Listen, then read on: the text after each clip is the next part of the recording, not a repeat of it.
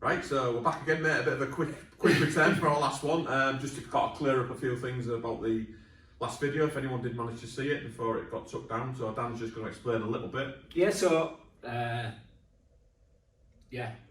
as when we always do these, we say we're very honest in what we say, and we basically relay some events that had happened recently.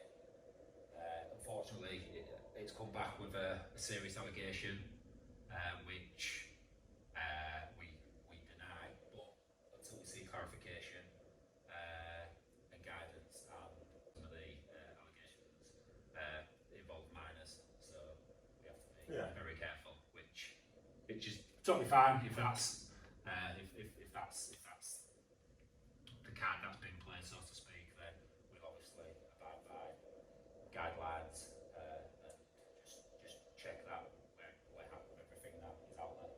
Yeah, absolutely, mate. But again, just to clarify, like how we run our club. So this is just totally about our club and what we do and what I always tell our players is, like you people will see me on the sidelines. I like to give a little bit of abuse out, or not abuse, but a bit of banter. And I'm happy for our players to give out banter.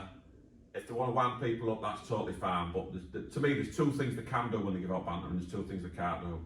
So if people want to, I tell all our young kids and our adults, or whoever it is, if they want to give out banter and give out abuse to players, wind them up, they can. But the two things they can do, if something kicks off, they can either turn round and apologise for what they've done and walk away, or they can stand there and fight their own battle, and they can stand up for themselves and be held accountable for what they've said and what they've done, and they'll have to stand there and take it themselves. Like we used to when we was younger. If we'd have ever confronted a guy when we were 17, 16, 18, whatever, I guarantee in our era would have been punched. In this era, they get away with it because they're not held accountable for anything they do. So that to me, that's what I say to our team. That's the two things you can do. You can either walk away and say sorry, or you can stand there and fight on your own. The two things to me you can't do, and these are the big ones for me. The first thing is, you can't start a big fight, wind everybody up, tell them the shit, give them grief, I'm going to put you in a casket, and then when it kicks off, get hidden behind everybody else at the back of the queue, let your coach do all your fighting for you, and all the rest of the players getting booked, and you're hidden at the back. That's the one thing you can't do. The big one for me though is what you can't do, and whatever happens on the pitch, you can't, and this is serious, you can't go home and tell your mum. Because going home and telling your mum is the most gutless act I think I've ever seen in my life. When you're playing men's football and you've wound someone up and someone's called you out on it, and you think it's good to go home and tell your mum what's gone on, so your mum has to come and fight your battles for you. Oh dear, we're in a totally new. So this is what I tell my players: if you want to do all that, brilliant, do it.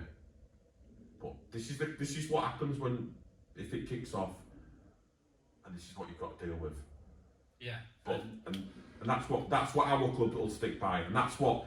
Don't get me wrong, I'd try and split up a fight if it happened, but our players would be absolutely bollocked, and at no instance would someone be allowed to wind anyone up on the court and then go home and tell them.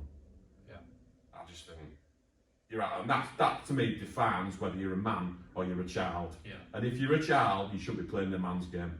Yeah. In my opinion. Hopefully that's cleared up a little bit why, but the video will be going back hopefully. They'll be going back up.